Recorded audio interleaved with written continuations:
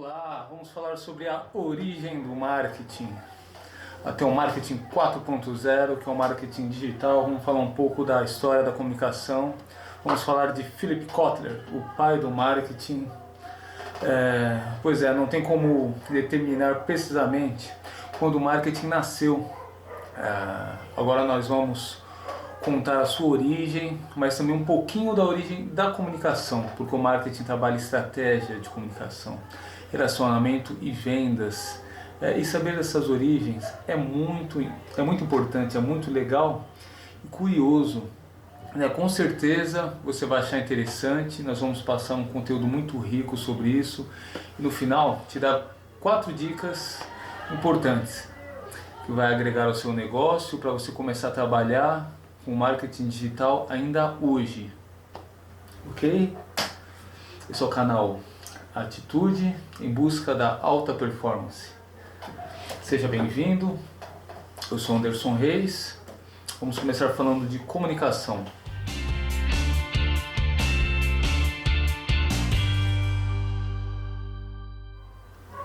Os meios de comunicação representam os veículos, ou instrumentos designados para difundir a informação entre os homens. Por exemplo, o rádio, a televisão, o telefone, o jornal, a revista, a internet, o cinema, entre outros. Se pensarmos que a história e a origem dos meios de comunicação surgem da necessidade humana de se expressar, desde a arte rupestre, desenhos primitivos dentro das cavernas, lutas, características da pré-história, a partir daí nós vamos desdenhar a história da comunicação, que tem tudo a ver com a história do marketing, até essa fase do marketing digital contada pelo Philip Kotler. Ok? Bom, vamos começar então da origem do correio postal ao surgimento das mensagens eletrônicas. O primeiro serviço organizado de correspondência, que pode ser considerado como postal, aqui hoje conhecido como correio, ele remonta a 2400 anos antes de Cristo. Surgiu no Antigo Egito, onde os faraós usavam mensageiros para entregar seus decretos em todo o território estadual. Antigamente as aves, pombas, corvos, eles também eram utilizados para o envio das mensagens. Eu não faço ideia se alguém usa isso hoje no mundo. Será bem curioso saber, pois eu vou pesquisar, só por curiosidade só. E no Brasil, qual foi o primeiro meio de comunicação? O correio, ele também é um dos meios de comunicação mais antigos, aqui no Brasil. Nós temos registros da carta enviada por Pedro Vaz e Caminha ao rei de Portugal, relatando sobre a descoberta do Brasil lá em meados de 1500, nessa época. Só que apenas em 1663 que de fato iniciaram-se as primeiras atividades postais do Brasil.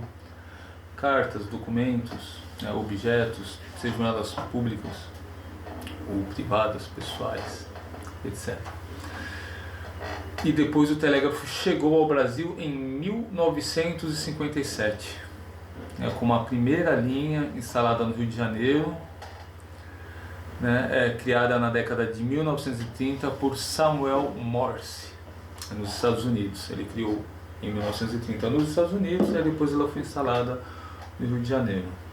Então, no século XIX, nós tivemos o rádio e o telefone como os principais meios de comunicação. Perfeito, falamos um pouco de comunicação, agora um pouco da origem do marketing, até o marketing digital, que é o que nos interessa. O marketing tradicional, esse que conhecemos hoje, passou a ser praticado conscientemente com o advento da imprensa, quando, usando a prensa de Gutenberg, a prensa que foi criada pelo inventor, por um inventor alemão, se chamado de Johannes Gutenberg.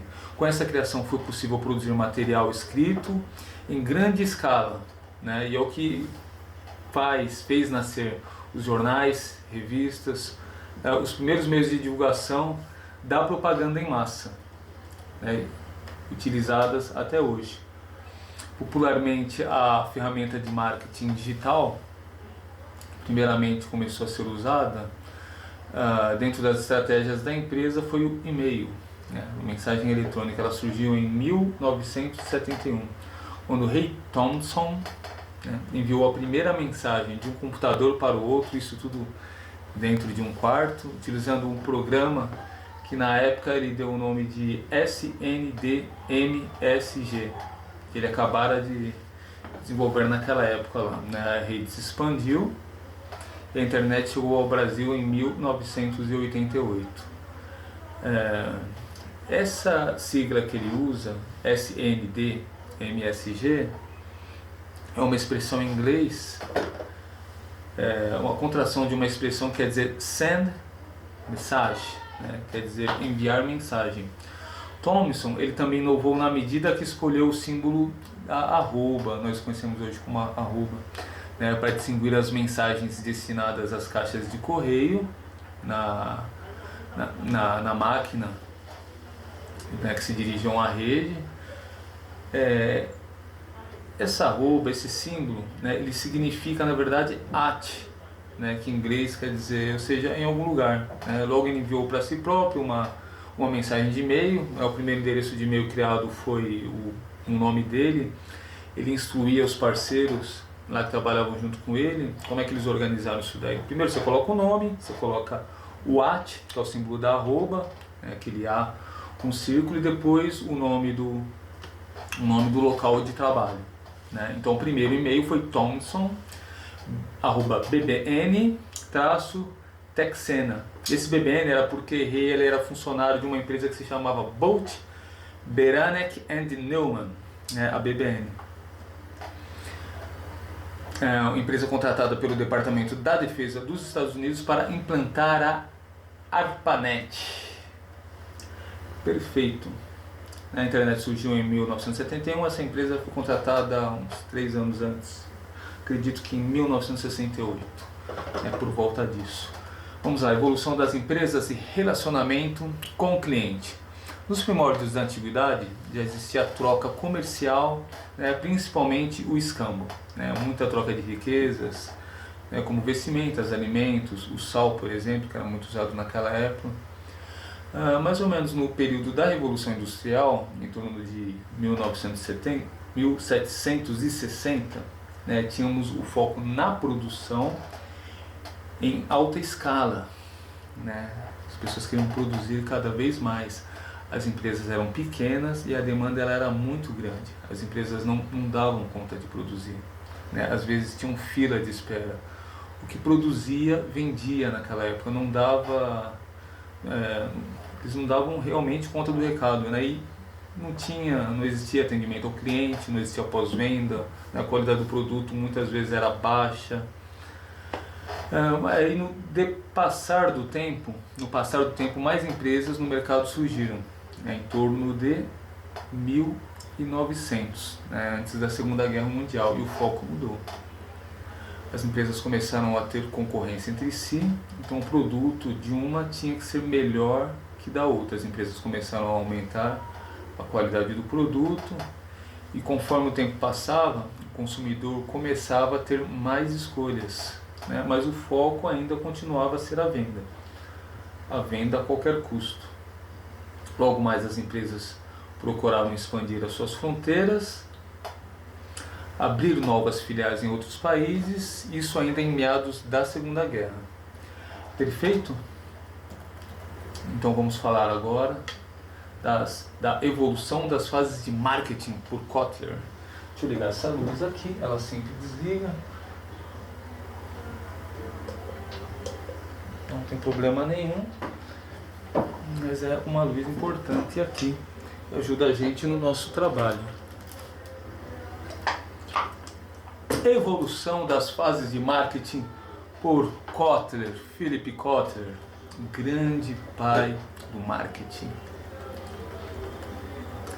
Marketing é vendas estratégica, venda inteligente que se importa e respeita o cliente. Isso começou a evoluir com treinamentos, missões, valores. As empresas começaram a criar novas marcas, novas embalagens para diferenciar o seu produto, começaram a fazer pesquisas de mercado. O foco no produto, somente no produto já não dava resultado, então o foco mudou para o cliente. Estudos do consumidor e pesquisas mais completas e complexas começaram a ser efetuadas nesse período, Teve início então o desenvolvimento desses serviços. O pessoal começou a sacar que era muito importante. Nessa breve história nós mostramos foco em primeiro lugar. Aliás, tudo que nós falamos hoje, fiz aqui um resuminho, que nós falamos até agora, nesses primeiros 10 minutos de aula. Nós falamos sobre foco em primeiro lugar. Primeiramente as pessoas se importavam com o produto, depois as pessoas se importavam com vendas, veio o foco nas vendas e depois o foco no cliente. Perfeito? E hoje, nos dias atuais, o foco não é somente nos clientes, mas nos interesses dos clientes, no seu desejo, nas suas necessidades, nas suas expectativas, ambições, nas curas das suas dores, nos seus sonhos, Philip Kotler deu nome a todas essas etapas do marketing ao qual nós estávamos conversando agora há pouco.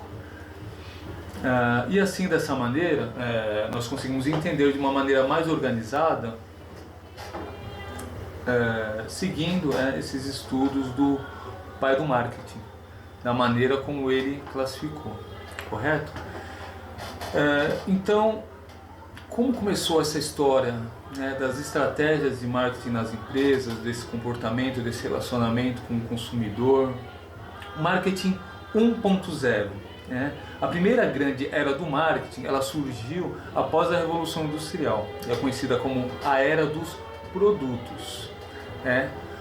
Aquela frase do Ford lá: qualquer cliente pode ter o carro da cor que quiser. Às vezes ele fala: você pode ter o Ford T que quiser, da cor que quiser, desde que seja preto. Essa frase elucida bem o objetivo do marketing 1.0, ou seja, não havia uma grande preocupação com produtos altamente elaborados, variedades de modelos, mas sim no alto número de produção. Como nós já falamos, as empresas mal acabavam de produzir e já tinham clientes na fila de espera. Uma demanda muito grande. A padronização dos produtos era o objetivo central, a fim também de que se pudessem oferecer um preço razoável para que as pessoas pudessem comprar. Não existia assim tanta competitividade, mas as pessoas tinham que ter acessibilidade a esses produtos. Tinha que ser um preço para que um maior número de pessoas possíveis pudessem comprar. Exemplo, hoje a gente tem pessoas que têm avião, jato, helicóptero, não é todo mundo que pode ter. Um nicho de mercado pequeno. Agora, veículos, carro, moto, bicicletas, isso já é um grande número de pessoas que podem adquirir, até meio por uma questão de logística, de veiculação, estradas, etc. Marketing 2.0. Com a evolução econômica do século XX e a entrada na chamada Era da Informação, surgiu o Marketing 2.0, que já é a era do consumidor. Nós passamos essa primeira era, que ela falava muito do produto, só embalagem, muito das vendas, e esse Marketing 2.0 era do consumidor, que tem como foco do trabalho no marketing o consumidor e o comportamento do consumidor. Isso porque cada vez que o consumidor se torna mais informado, já no século XX, ele começa a comparar preços, funcionalidades, marcas, entre outros. Explanamos uns minutos atrás que essa época ela já tinham muitas empresas no mercado e já tinha uma certa concorrência para o consumidor. Eu pesquisava, o cliente ele torna-se o norte das ações publicitárias e comerciais das empresas e dos seus produtos. Por esse motivo, as empresas precisam se preocupar em segmentar o seu público-alvo e assim criar ações específicas para cada um deles. Aí as empresas já tinham que ter um trabalho estratégico de comunicação e vendas, já, né? Tinha que ter um trabalho de marketing. Marketing 3.0. Nesse ponto, marketing 3.0, Kotler ele chega ao ápice do seu pensamento ao propor a era do marketing 3.0, né, também conhecido como era do valor. Por que era do valor? Ainda que seja uma era focada no consumidor, 3.0, a sua diferença da anterior, ela consiste em dar atenção às aspirações, valores e o espírito humano. O que isso quer dizer? Nesse ambiente, as empresas deixam de dar valor somente aos desejos e anseios pessoais dos clientes para solucionar também os problemas sociais em que ele envolve. Toma-se espaço e chama a atenção não só dos produtos, mas também essa época foi quando as empresas começaram a falar de missão, visão e valores das empresas. É que hoje a gente vê placas falando sobre isso. Qualquer multinacional, grande empresa que você vai, você vê uma placa lá. Missão da empresa, valores, visão, missão. Pois é, hoje em dia há uma preocupação enorme, não só com os problemas individuais, né, mas sim também como da sociedade como um todo. Desmatamento, animais em extinção, desperdício de água. Então essa foi a ideia do Kotler, né, ao que as empresas deveriam se apegar, a se importar também. E realmente é o que acontece atualmente, né, na maioria das empresas. É o que é praticado hoje, né, e nós vamos falar mais sobre isso, né, agora, porque a época que nós vivemos atualmente é a época do marketing 4.0, né, que trata da revolução digital, mas sem deixar toda essa consciência de lado. Veja bem, as empresas elas continuam a fazer o marketing tradicional, né, centrada na TV, na mídia impressa, mas o marketing digital ele aumenta a cada dia. Né? As empresas precisam saber como misturar e conectar o marketing tradicional com esse marketing digital. No livro Marketing 4.0, Philip Kotler fala sobre a importância da marca, né, ela estar naturalmente no boca a boca dos clientes. A importância deles lembrarem da marca e recomendá-la. Né? A marca ela tem que ser humanizada, né, com uma relação transparente, de parceria, poder e representatividade. Kotler, em seu livro Marketing 4.0, fiz uma anotação aqui muito importante, né?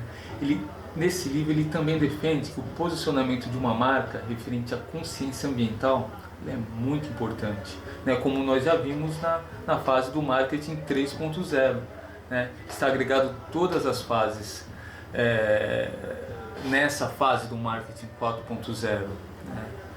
As empresas elas continuam ainda se importando com o produto, com a embalagem, com a venda, que é lógico que é o principal objetivo de qualquer empresa, que é lucrar. Eles precisam receber, pagar funcionários, lucrar também.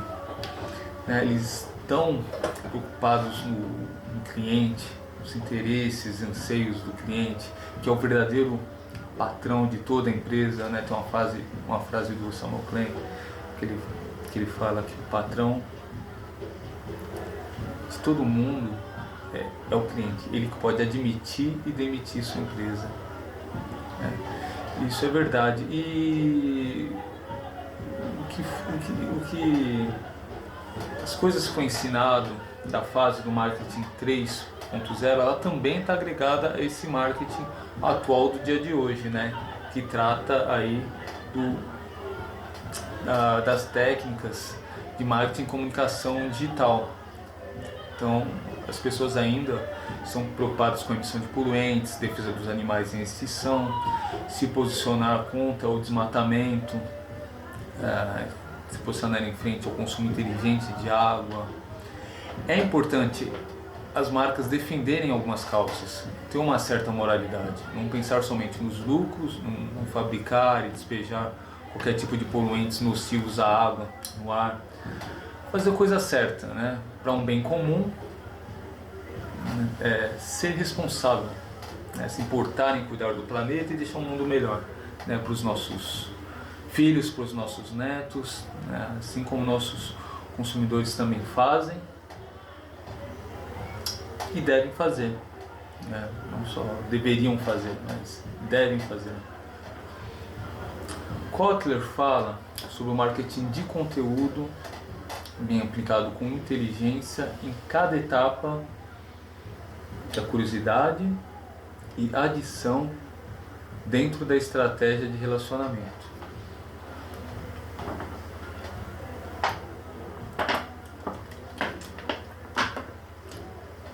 Pois bem, ele fala da estratégia de marketing de conteúdo, né, bem aplicado, e ele defende muito que as empresas elaborem conteúdos que tenham custos humanos, animação, histórias, pois as histórias têm mais chances de atrair a atenção das pessoas, desde que sejam honestas e transparentes, né? Tem que ser histórias íntegras, né?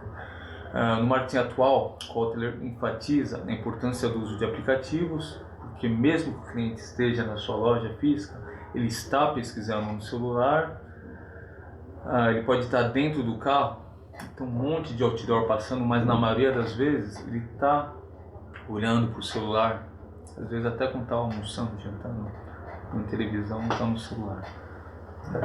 É aí que está o interesse aí da maioria das pessoas no digital. Ele defende o uso da gamificação. O que é isso? Gamificação, né, quando o cliente ele tem uma sensação de recompensa, né, que reforça a sua fidelidade. Pode ser um sistema de pontos, um tipo de premiação. E ele enfatiza o reforço do processo de CRM, né, que é o relacionamento com o cliente. Né? O que é CRM, Anderson Reis? Quer dizer, Customer Relationship Management, gestão de relacionamento com o cliente. Porém, a definição de CRM vai além, é uma gestão 360 graus. Né?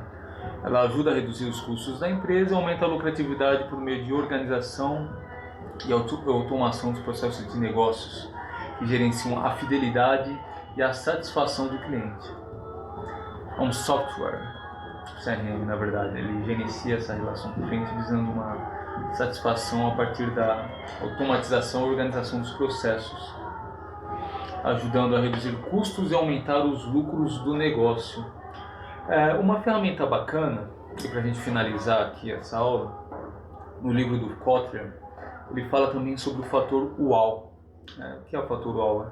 É gerar felicidade espontânea ao cliente, felicidade extrema, capacidade que temos de surpreender o cliente, a fim de que não tenha como ele não nos recomendar.